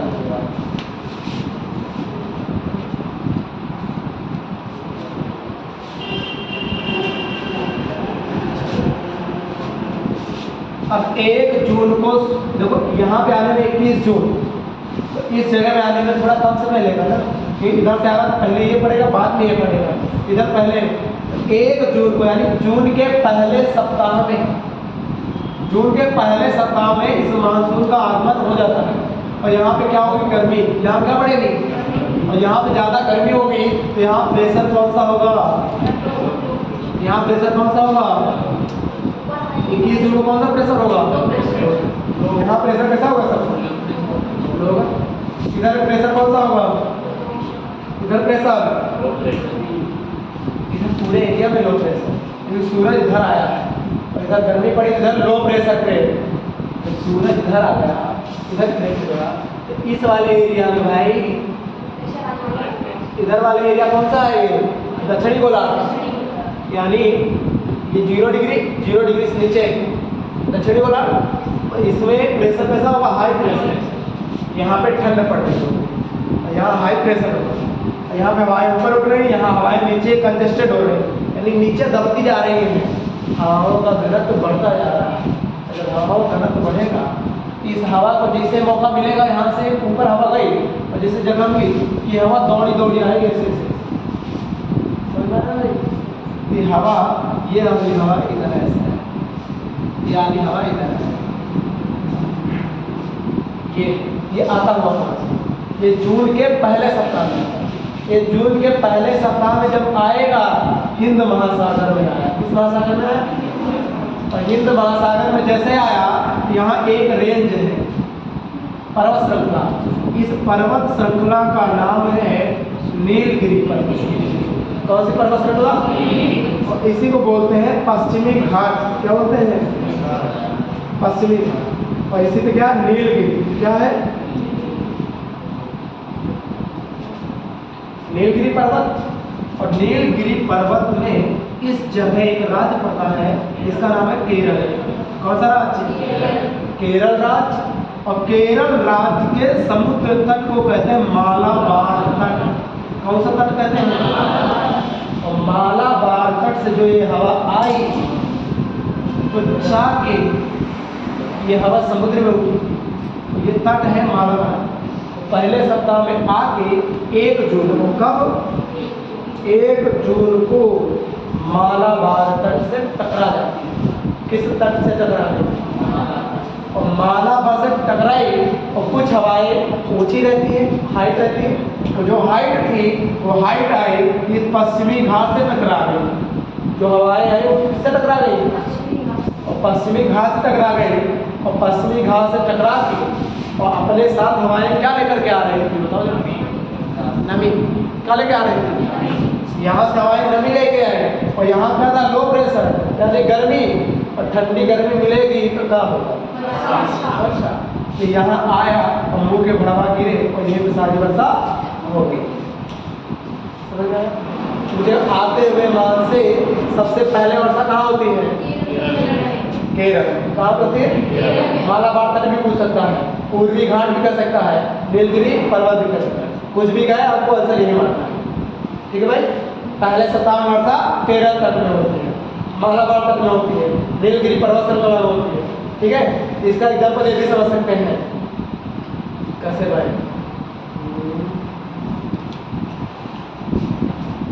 हाँ, मान लो साइकिल चला रहे हो, क्या चला रहे हो? साइकिल। 2 जने साइकिल चला रहे हो, एक रामचंद और दूसरा धर्मेंद्र ले लेते हैं। धर्मेंद्र साइकिल हमारे साथ चलाएंगे, तो धर्मेंद्र ले लिए। हम दोनों जने चले जा रहे हैं। चलो धर्मेंद्र, देखिए तो हमसे पहले निकल जाओ कि हम पहले निकलो। तो चले जा रहे हैं, कस के चले जा रहे हैं। और सामने दीवार थी। सामने क्या थी? और दीवार ऐसी थी ट्रांसपेरेंट, यानी पता ही नहीं चला कि दीवार है, और वाकई में दीवार थी। और हमें पता, ऐसा नहीं कि मुझे नहीं पता चला, धर्मेंद्र को भी नहीं पता चला। साइकिल लेके जब उस दीवार से टकराई, साइकिल उस पार जाएगी कि साइकिल इसी पार रह जाएगी? मैं उस पार जाऊंगा कि इस पार गिर जाऊंगा? ये वर्षा साइकिल है, ये दीवार है। जाके टकराई, क्या हवा उस पार गई होगी? सब कुछ इसी पार रहता है। और यहीं पे साइकिल और मैं एक साथ था, अलग अलग हो जाऊंगा। अरे साइकिल से गिरोगे तुम अलग गिरोगे, साइकिल अलग गिरेगी। ये कहना तोड़ देगी फिर अपवाद हो गया। अब ऐसी जब कुछ होगी भाई, साइकिल अगर पावरफुल है, खत्म। कैसे नहीं पता जाने दुश्मन मूवी नहीं देखा था वही, और वो खतरनाक तरीके से, वरना दीवारें देखो नाक फाड़ जा। हमारी तरफ हाँ ठीक है भाई, तो समझ में आए पहले सप्ताह में वर्षा केरल, बात समझ में आ गई होगी। चलिए भाई, तो यहाँ से वर्षा हो गई, तो क्या मैं घर में जब साइकिल लेके गिरा, जब गर्दा वर्दा झरिया के, क्या दोबारा साइकिल लेके घर नहीं जा पाए? जब दोबारा साइकिल लेके चल पाए तो धर्मेंद्र का मनोज अपने घरे जाए, हमारे घरे जाए अपने घरे। तो यहाँ से धर्मेंद्र ने कहा कि हम भैया इधर से जा पाए, और इन्होंने हमने कहा भाई हम तो इधर जा सीखा। तो इसकी कितनी शाखाएं हो गई? इधर से जो गई इसको बोलेंगे बंगाल की खाड़ी की शाखा, ये बे ऑफ बंगाल है, इसे बोलेंगे बंगाल की खाड़ी की शाखा। तो पूछेगा आता हुआ मानसून कितनी शाखाओं में बढ़ गया? आता हुआ मानसून एक इधर एक इधर। आता हुआ मानसून तमिलनाडु में वर्षा नहीं कराता। आता हुआ मानसून तमिलनाडु में वर्षा की जो वृष्टि छाया क्षेत्र है, यानी दीवार का दूसरा क्षेत्र है, जिधर हवा नहीं जा पाती, टकरा के इसी का है। ठीक है, तो ये कौन सी शाखा? बंगाल की शाखा। और ये वाली शाखा अरब की शाखा, ये अरब सागर की शाखा, ये बंगाल की खाड़ी की शाखा। ये वाली शाखा में पानी कम मिला है, इसको देखो थोड़ा सा पानी है, और इसको देखो यहाँ तक भर के ले जा सकता है। ये दोबारा से साइकिल लेके चले तो रास्ता में साइकिल बनवावत गए, डरवा है तो डरा तो रहने पर मारे नहीं। हमने कहा पापा वो गिर गए ना है, इन्होंने बताया नहीं हमने बनवाया है, गिरे हुए नहीं। ये भाई गए भाई गए, और ये गए ऐसे भागत चले गए। तो वर्षा ये ज़्यादा कराएगी, ये ज़्यादा, इसमें पानी ज़्यादा भरा, इसी वर्षा ज़्यादा कर रहा है, ये कम कराएंगे, लेकिन ये दोनों किसके भाग? तो इसकी शाखा है बंगाल की खाड़ी की शाखा, बंगाल की खाड़ी की शाखा, बंगाल की खाड़ी, और दूसरी अरब सागर, अरब, दो हो गए। ठीक है, अब एक एक को लेते हैं, हम बंगाल वाली समझते हैं। जब बंगाल वाली ऐसे जा रही होती है, अब दोबारा से जा रही होती है, जब ये जा रहे होते हैं घर में साइकिल लेके इधर से इधर जा रहे होते हैं, तो एकदम साफ रास्ता हाईवे मिल रहा है, 6 लाइन हाईवे पूरा साफ, बहुत तेजी से रफ्तार पकड़ लिए, ये हवा एकदम रेस पकड़ लिया। अब इसको दोबारा नहीं पता था कि आगे ट्रांसपेरेंट दीवार है। मेघालय पहुंचे, कहाँ पहुंचे? मेघालय पहुंचे, मेघालय में गारो, खासी, जयंतिया, 3 पर्वत, इधर से भी गिरा, इधर से गिरा, इधर से गिरा। धर्मेंद्र गए, पता तो था नहीं, अगर मोड़ ले इधर, इधर को मोड़ ले तो बच जाए, इधर को मोड़ ले बच जाए, लेकिन स्पीड ज़्यादा है।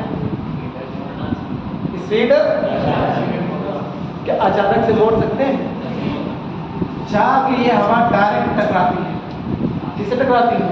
खासी से, खासी से टकराती तो हवा इधर आके जयंतिया से टकराती है, जयंतिया के बाद में गारो से टकराती है। अब बताओ 3 जगह से टकरा गई, जितना एटीट्यूड रहेगा सब झड़ जाएगा, लो हो जाएगा नहीं हो जाएगा। अब ये थक गए, और थकने के बाद मरे मराए जाके इस जगह टकराते हैं, फिर से खांसी गए, और इस जगह एक शहर है मासिन राम, मासिन, और जितना पानी है उसे भर के ले जाते हैं, सारा का सारा मासिन राम में पटक जाता है। इसीलिए विश्व की सर्वाधिक वर्षा कहाँ होती है? सर्वाधिक वर्षा, सर्वाधिक वर्षा कितना? मासिन राम। कहाँ पे?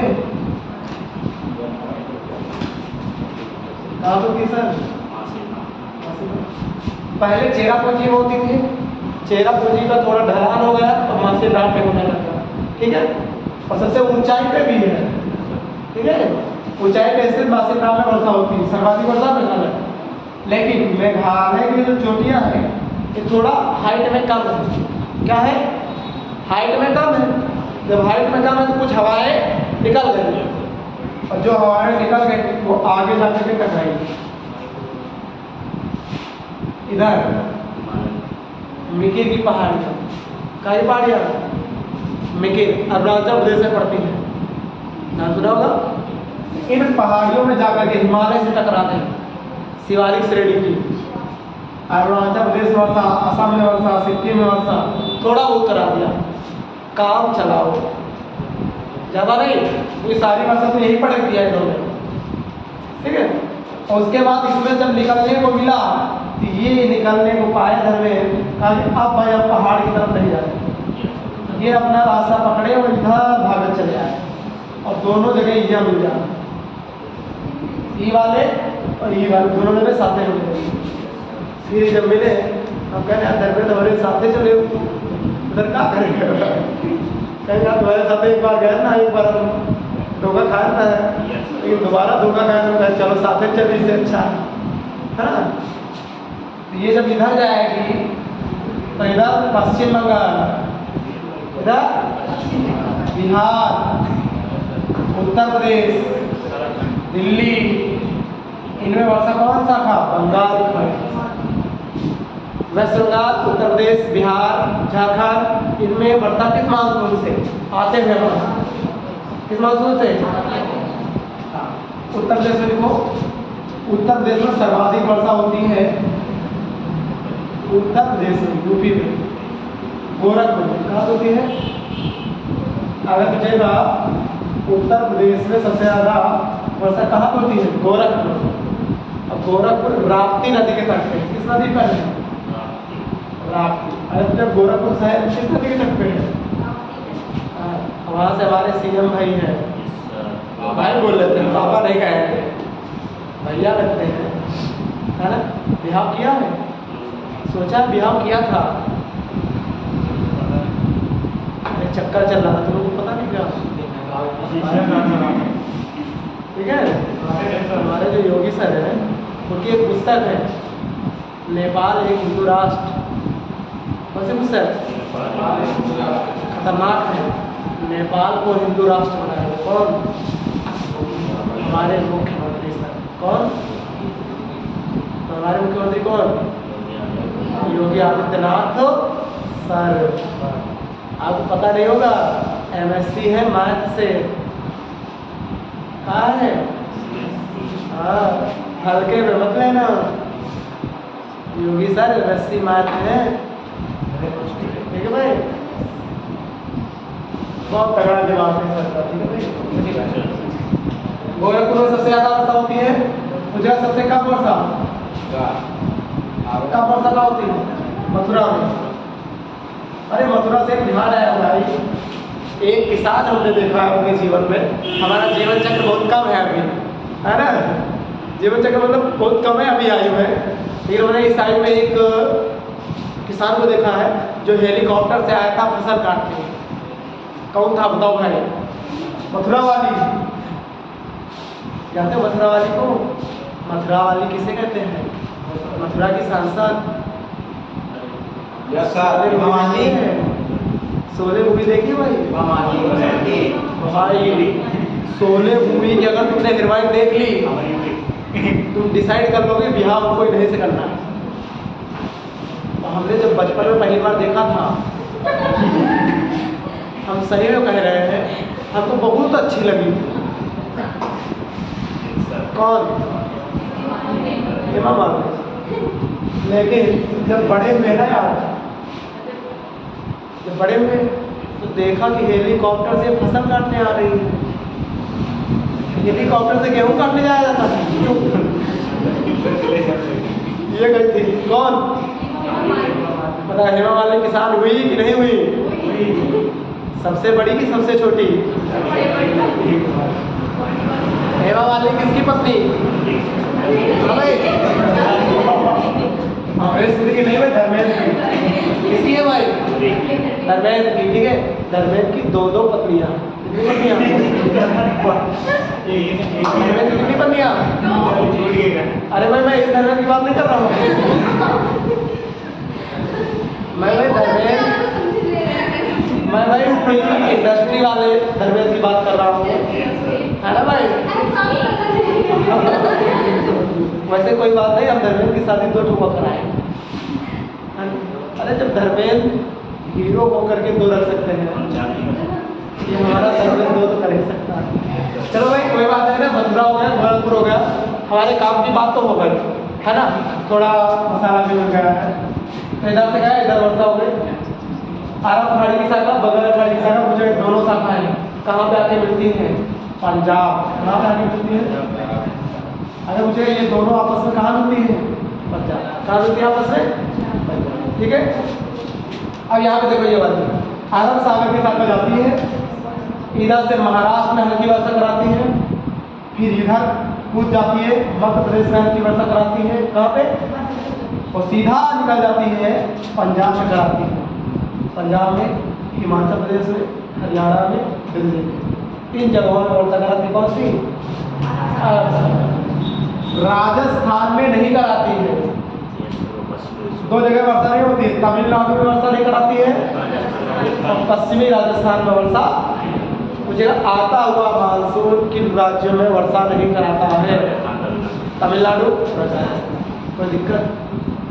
यहाँ वर्षा कराने का रीजन है, धर्मेंद्र इधर गए थे तो यहाँ टकरा गए थे, इधर जब हम गए तो इधर पड़ा अरावली, अरावली सीधा पड़ गई पैरेलल, जिधर मैं जा रहा था उधर ही जा रही है अरावली, तो मैं टकराया ही नहीं, उसके ऊपर से चला गया। ठीक है। अरावली भारत की सबसे प्राचीनतम क्या है? पर्वत श्रृंखला, अवशिष्ट पर्वत श्रृंखला है, सबसे पुरानी। ठीक है, कौन सी? तो इतना है आपका ये वाला सिस्टम। बात समझ में आया? इसको बना सकता है, बहुत ज़्यादा गिच हो गया भाई, बना सकते हो, बिल्कुल बेटा समझ में तो आया होगा क्यों भाई, है ना? चलो बेटा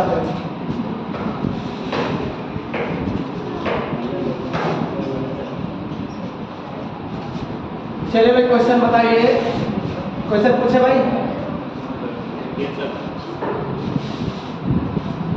अरब सागर की शाखा और बंगाल की खाड़ी की शाखा, ये दोनों शाखाएं आपस में जाके कहाँ मिलती हैं? कहाँ मिलती है?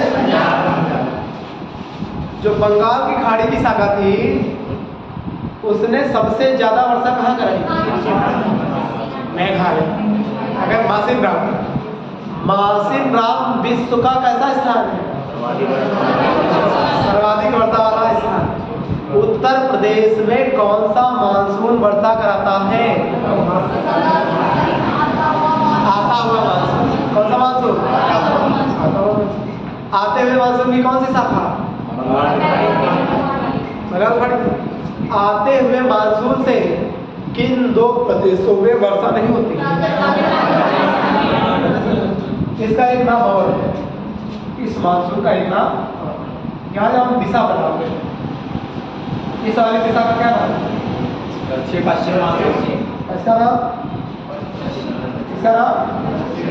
साउथ वेस्ट, इसको साउथ वेस्ट मानसून बोलते हैं, क्योंकि ये मानसून इधर से आता है, केरल में टकराता है। तो पूछेगा साउथ वेस्ट मानसून कौन सा है? आता हुआ बस, इसको मैंने बाद में बताया। ठीक है भाई, क्लियर है? तो साउथ वेस्ट मानसून आते हुए मानसून करते हैं। आते हुए मानसून से जून के पहले सप्ताह में वर्षा कहाँ होती है? ये पूरे भारत में अगर तुझे कब तक फैल जाता है? 15 जुलाई तक। 15 जुलाई तक पूरे भारत में यह मानसून फैल जाता। ये एग्जाम में पूछा जाने वाला मोस्ट एक्सपेक्टेड क्वेश्चन है। ठीक है भाई, बहुत ज़्यादा पूछा था। ठीक है, कौन सा? 15 जुलाई तक मानसून फैलता है कि नहीं फैलता है? पूरे भारत, पूरे क्लियर। चलो, तो ये हो गया आपका कौन सा मानसून भाई? आता हुआ। ठीक है, चलिए, तो 2 आपने निपटा लिए। कितने निपटा लिए आपने? अब तीसरा है, एकदम छोटा सा है, समझाते हैं भाई। इसको बोलते हैं वेस्टर्न डिस्टर्बेंस, लौटता हुआ मानसून। कौन सा मानसून?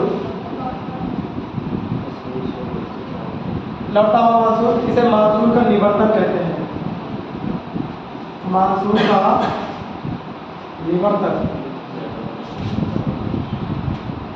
मानसून का निवर्तक, यानी मानसून रिटर्न हो रहा है, रिटर्निंग टू होम। ठीक है भाई, भाई जहाँ से आया तो उधर ही जा रहा है। ठीक है भाई, एक चीज बताओ, आप आए हैं कोचिंग का, घर नहीं जा रहे हैं, क्या नहीं जा रहे हैं? ठीक है, चलो इंग्लिश का एक चीज बताते हैं, आप बताना। इंग्लिश में लिखते हैं ऐसे, रिटर्न बैक। पता ये सही है कि रिटर्न नहीं सही है? यानी रिटर्न लिखना सही है, रिटर्न बैक, रिटर्न। भाई रिटर्न अपने आप में अर्थ पूर्ण कर रहा है, इसलिए बैक लगाने की जरूरत है नहीं है, इसलिए मैंने बोला रिटर्न लिखो। ठीक है भाई, चलिए कोई दिक्कत नहीं, चलो भाई। अब आते हैं अपने पे, मानसून का निवर्तक। अभी मानसून कहाँ से लौटेगा, जरा हम वो भी देख लेते हैं, है ना? देख लिया भाई, इससे कुल 12% वर्षा होगा। कितने परसेंट? हमने देखा 10%, 75%, अब देख रहे हैं 12%। टोटल करो कितना आएगा, कितना हो जाएगा? 97% है ना? इसको खत्म कर लेंगे, 97 मानसून खत्म, फिर बचेगा 3%। कितना परसेंट? चलिए पढ़ते हैं 12% क्या करवाता है, जरा देखते हैं। भाई मैथ जरा है जो हमसे चिढ़ता है, चिढ़ो ना भाई, इसको मिटा देना।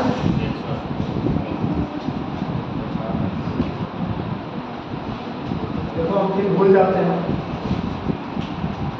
जल्दी से बनाओ तो यही अच्छा है, टाइम लगाओ तो बनता ही नहीं है।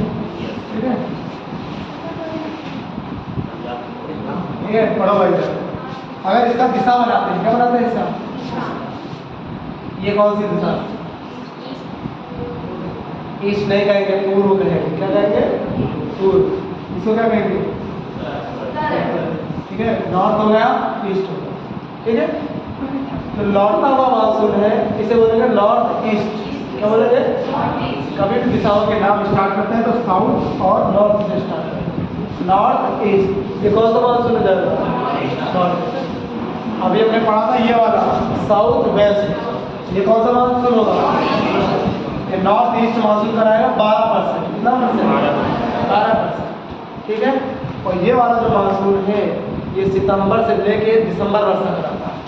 सितंबर में तो हो ही गया है, अक्टूबर लिखो, नवंबर और दिसंबर। अक्टूबर से यानी लौटता हुआ मानसून कब वर्षा कराएगा? अक्टूबर से दिसंबर कराएगा।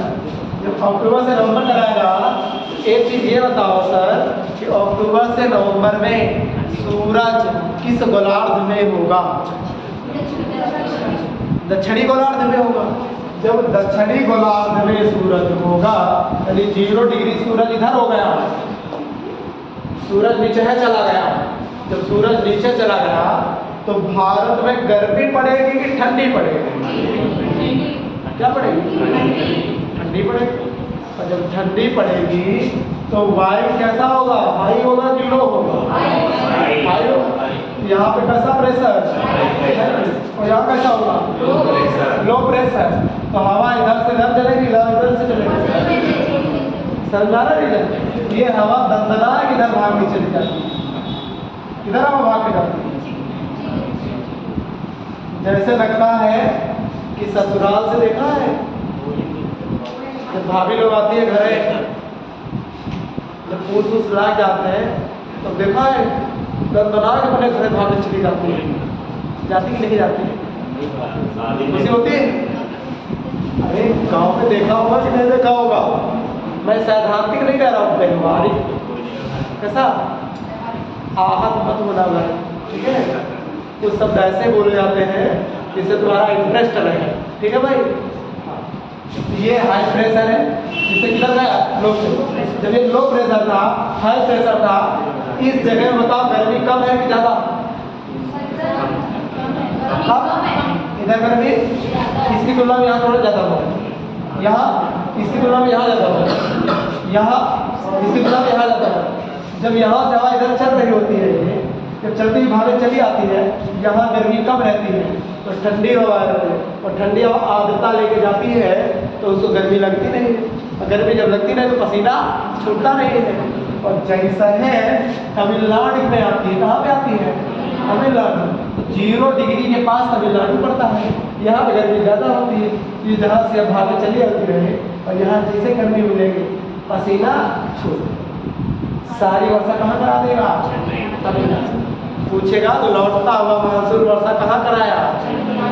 ये आंसर एग्जाम में काफ़ी बार आया है, यूपी पीसीएस के एग्जाम में भी आया है, एक बार नहीं कई बार। ठीक है भाई, लौटते में मानसून से वर्षा कहाँ होगी? तमिलनाडु। कहाँ होगी? देखो भाई, मेरे हिसाब से भी क्लियर है, ये 12% खत्म। एक एग्जाम में एक क्वेश्चन आता, बता दो लौटता हुआ मानसून कहाँ से आता है? इधर से, नॉर्थ वेस्ट, नॉर्थ ईस्ट। ठीक है भाई, डन, क्लियर। चलिए भाई, अब 3% बचा, वो भी देख लेते हैं। कितना परसेंट बचा है? 8%। अब 3% जरा देखते हैं भाई। चला तो पृथ्वी बताते हैं भाई, ये पृथ्वी है, ये एशिया है, क्या है? ये यूरोप है, क्या है? मैं संकेत में बता रहा हूँ, ठीक है? ये अफ्रीका है, क्या है? ये नॉर्दर्न अमेरिका है, साउदर्न अमेरिका है, ये ऑस्ट्रेलिया है, अंटार्कटिका है। हमें इससे लेना देना नहीं, हमारे दुकान में मिल गया। ये एशिया, एशिया में जगह है भारत, कहाँ पे? तो ये है भूमध्य सागर, कौन सा है? ये भूमध्य सागर, जो बीच में छूटा ना है भूमध्य सागर। भूमध्य सागर में जब लाइट की जो है भूमध्य सागर में लो प्रेशर क्रिएट क्या क्रिएट हो जाता है? लो प्रेशर क्रिएट होता है, और हाई प्रेशर क्रिएट होने लग जाता है भारत की तरफ, रसिया की तरफ। और भूमध्य सागर से हवाएं चलना शुरू हो जाती है किधर? भारत की तरफ। कहाँ से? अगर आप पूछेगा कि जो मानसून आप पढ़ाएंगे वो मानसून कहाँ से उत्पन्न हुआ है? डन भाई, एग्जाम में क्वेश्चन आया इसीलिए बताया। ठीक है, चलिए अब आते हैं अपने काम की चीज पर।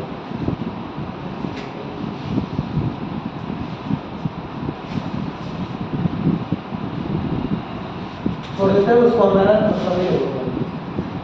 ये हमारा भारत है, ये जम्मू और कश्मीर है, ये कौन है? ये हिमाचल प्रदेश है, ये हरियाणा है, ये उत्तराखंड है, ये पंजाब है, ये अरावली श्रेणी है, क्या है? अरावली श्रेणी है,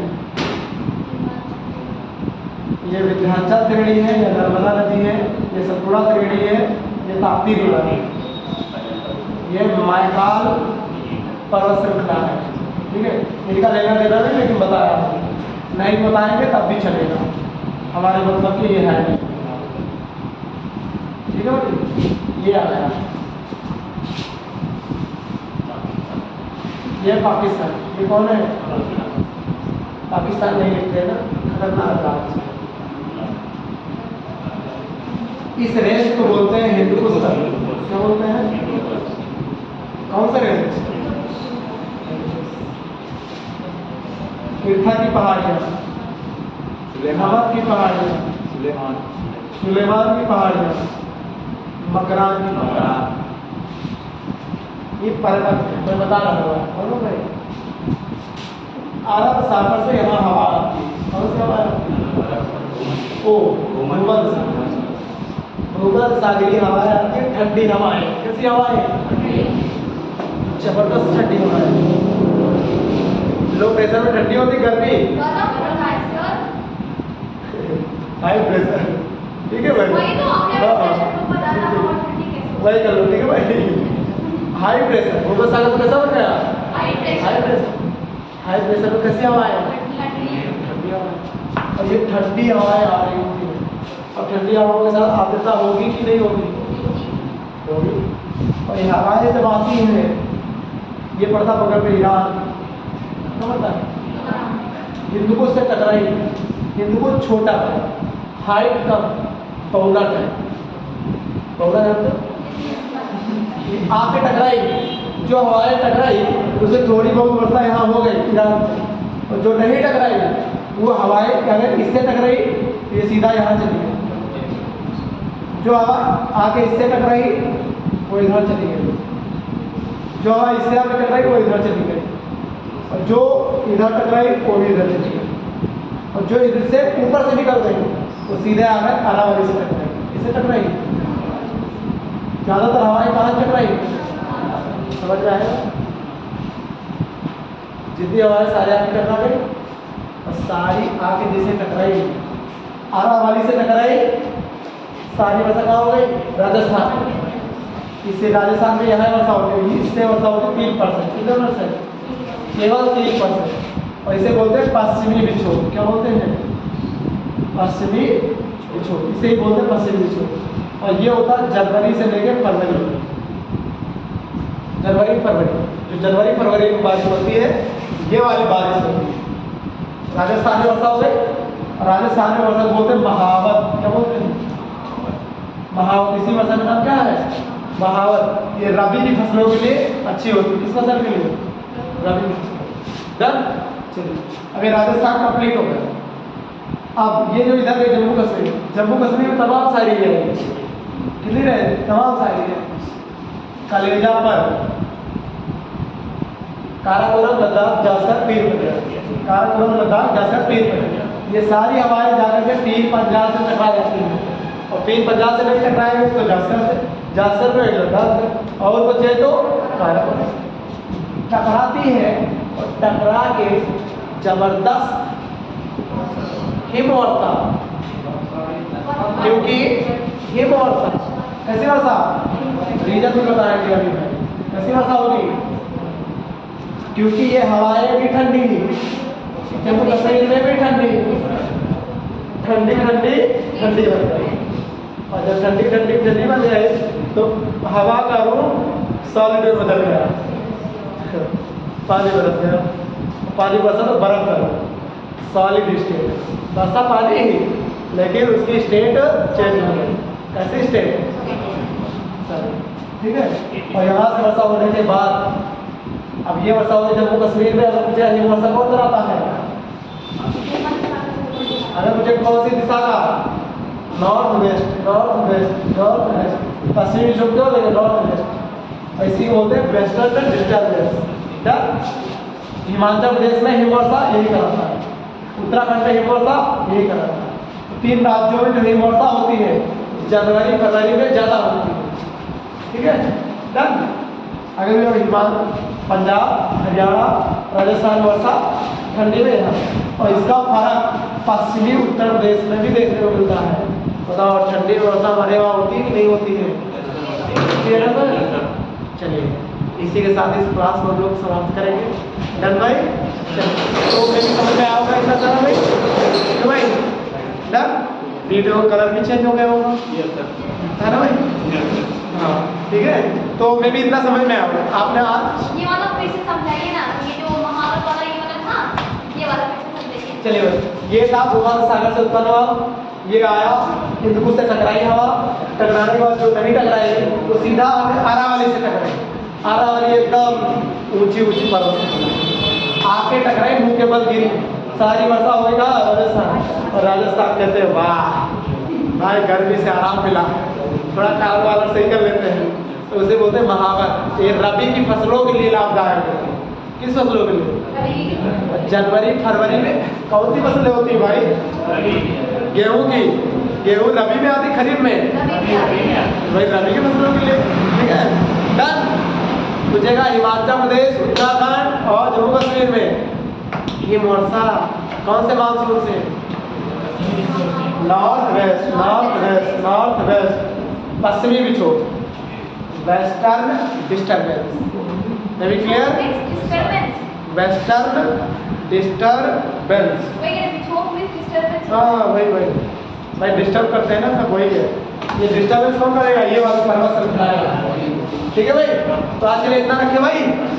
कोई दिक्कत? समझ में आया कि नहीं आया? क्यों भाई? अब से नोट कर ले रहे हो भाई? चलिए भाई, ये यूट्यूब वालों से क्या कहें भाई। ठीक है भाई, तुम लोगों को भी क्या करना है, आप लोगों को भाई नोटबुक बनाना है। ठीक है, अगर आपने पूरा वीडियो देखा है तो आपको पूरा नोटबुक बनाना है, जिससे आपको पूरा टॉपिक समझ में आएगा। मुझे लगता है ये वीडियो काफ़ी लॉन्ग हो चुका है, लेकिन मैं भी अगर आप पूरा वीडियो करे होंगे तो आपको पूरा सब कुछ समझ में आया होगा, क्योंकि मैंने पूरी कोशिश की है इस वीडियो में पूरा कुछ समझाने का। ठीक है सर, मिलते हैं सर नेक्स्ट वीडियो में। जय हिंद, जय भारत, वंदे मातरम।